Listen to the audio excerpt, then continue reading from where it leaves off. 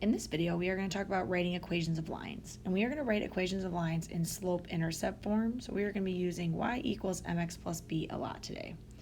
So to refresh, our m is our slope, and our b is our y-intercept. And then x and y are just a point. So if we're given a point and a slope, we are going to write the equation using y equals mx plus b. I already can see that the slope is 2, but they don't give me the b. So what I'm going to do is I'm going to take this x and y, and I'm going to plug it in to x and y, so that way I can solve for b. So I took 5 and I plugged it in for x, and I took 1 and I plugged it in for y. Now I am just going to use my solving skills. 2 times 5 is 10, minus the 10 to get the b alone, and I'll get that b is -9. So my final equation will be y equals 2x, either plus -9 or -9. Let's try this similarly with this next problem. So y equals mx plus b, which means my m is 1/2, so y equals 1/2 x plus b. Now I'm going to take 4 for x and -3 for y, and I'm going to plug those into the equation. Now I'm going to have -3 equals 1/2 times 4 is 2. To finish getting the b alone, I'm going to minus the 2 over, and I'll get that b is -5. So my final answer will be 1/2 x plus. Instead of b, I'm going to plug in -5. So actually I'm not going to say plus, I'm going to say -5. But you could have also said plus -5.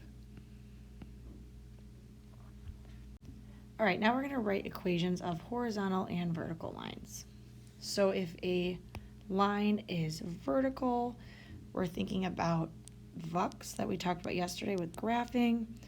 So vertical lines are always x equals, and our x number is 5, so it'd be x equals 5.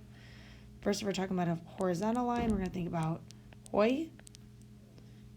Horizontal lines are y equals, so I'm going to look at the y number, and that would be 1. The next thing we're going to talk about is parallel and perpendicular lines and what the relationship between those are. So parallel lines have the same slope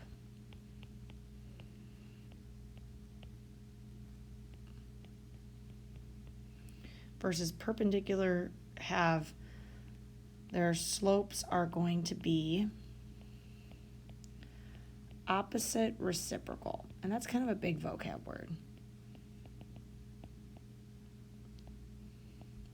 So reciprocals we've already talked about, so that's the flip of a fraction. So if one slope is 2/3, the reciprocal would be 3/2. Opposite means that one is positive and one is negative.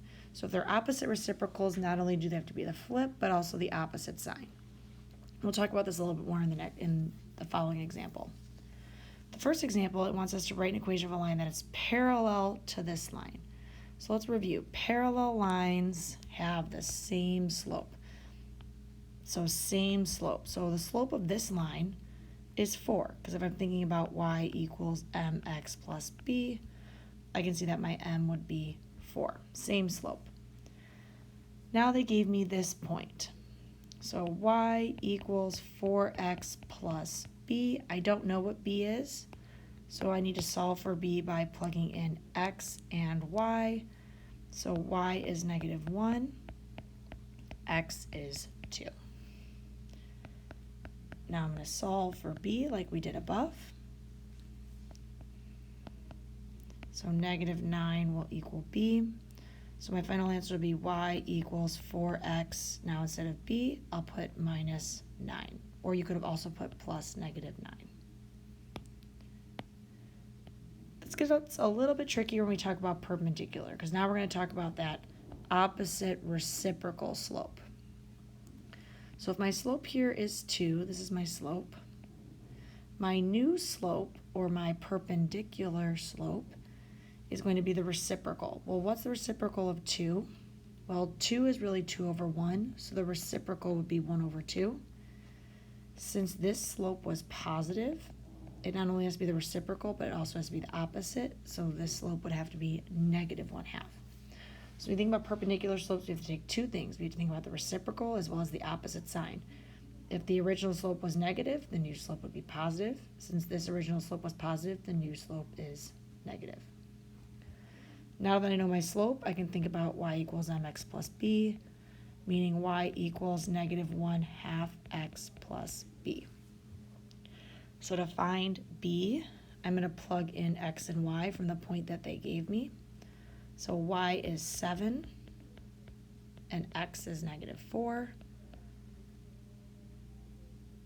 So I'm going to have 7 equals, well, negative 1/2 times negative 4 is a positive 2. So remember, negative times a negative is a positive. And I'm going to get that b is 5. So my final equation will be negative 1/2 x instead of plus b. It's going to be plus 5.